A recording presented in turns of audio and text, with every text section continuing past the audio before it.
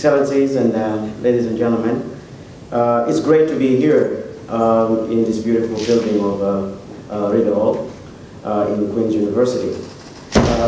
This is a very beautiful and great campus, and maybe it's the first time that you've been here in Northern Ireland, but I've been fortunate to visit Northern Ireland many times in the last 10 years that I've been here in Ireland. And then I've had the pleasure to work very closely with wonderful people who became like my family. Dr. Alan Largy and then Barry Fennell, that I've worked with them for almost 7 years in cross-border and cross-community.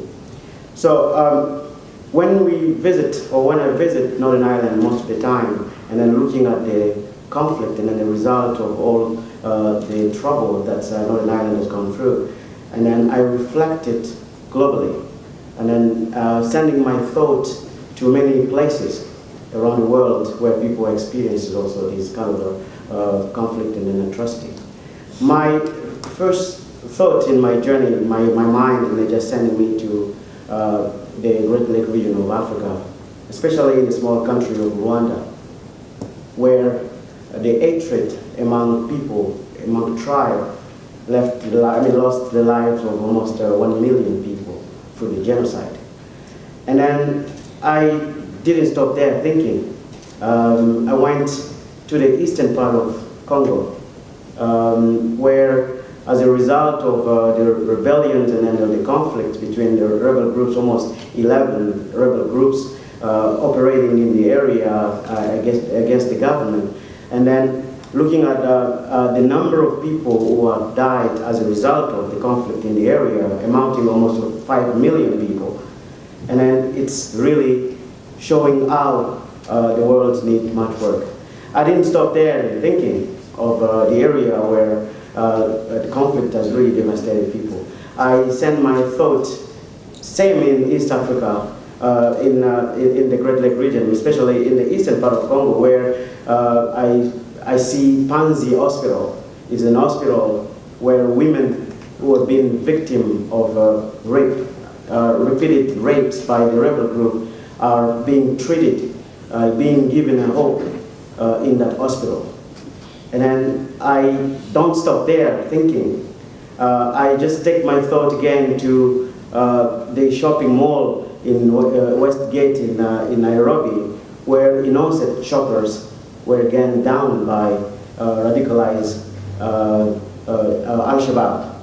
And then I didn't stop there thinking. And I just took my thought also to the shore of Turkey, where the young 3-year boy was found dead by the Life Cost people, simply because the parents were obliged to take a dangerous journey as a way of fleeing conflict in Turkey, in Syria. So I didn't stop there thinking. Just going again into the rubbles in Aleppo, where the young 7-year-old boy was rescued from the rebels because of the conflict, the bombardment that is just really going on into Aleppo. So all of these and then many other situations around the world really make me think that we have a lot to work in the field of peace. And then our work is very much more needed now than it has been never needed before.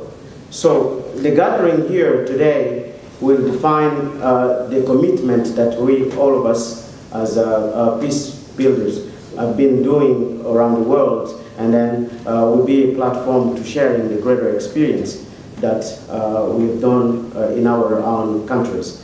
But to finish that, because it is my very great pleasure to have you all here and then looking at the work of peace building in Northern Ireland, as well as sharing with other people around here for the work that you've done in the world. But to finish, I would just really like to quote one of a very good saying from Mos Def. Mos Def is an American actor known as Dante Terrell Smith. He said, the idea of peace and love toward humanity should be nationalistic or denominational. It should be a chief concern for all mankind. So I welcome you here, and then I hope that these 2 days will really give us very good results on the way forward in the work of peace building. Thank you very much.